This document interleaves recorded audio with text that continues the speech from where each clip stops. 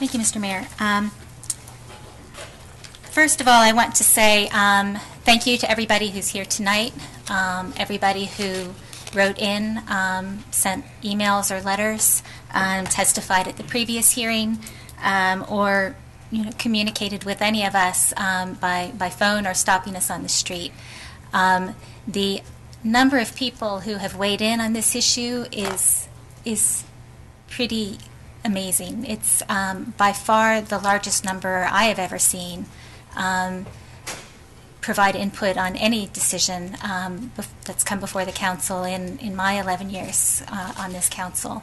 I've actually been keeping my own tally of everybody who has weighed in one form or another. And, it's a little hard to keep a tally because, some people, write multiple letters, they come to a hearing, they send an email, a month later they send another email, and of course that's their right.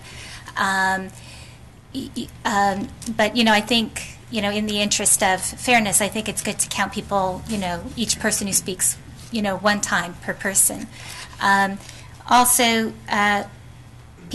some people have written into us without providing their address, and so we don't know if they're a College Park citizen resident or not. And I think actually we've heard a lot of people who don't live in College Park or even in the county or even in the state have weighed in pretty vigorously, and I really think this is a decision for College Park residents to make, and for College Park to make, not for to be influenced by people from outside of our city.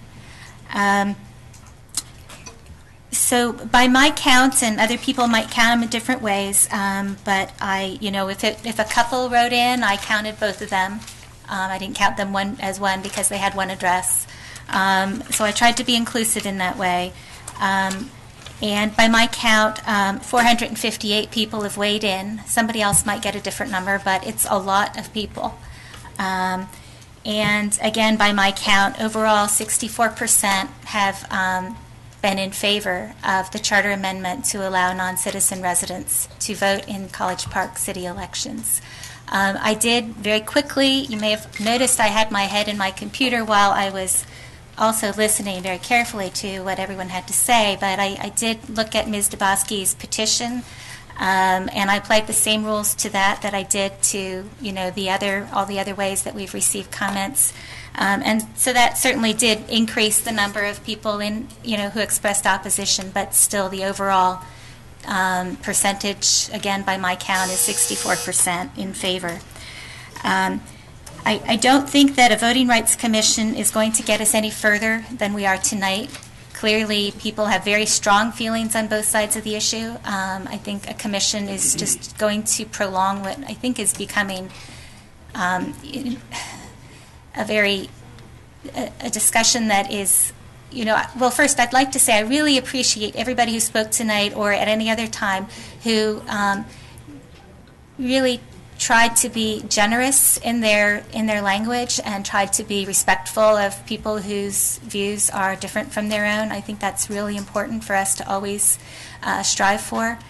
But I think this is a very difficult issue, and I think that if we take it to a referendum or if we have a voting rights commission, I think this is just going to kind of extend this, and I don't think it's going to get us any further. I think it's just going to be a lot of strife and division.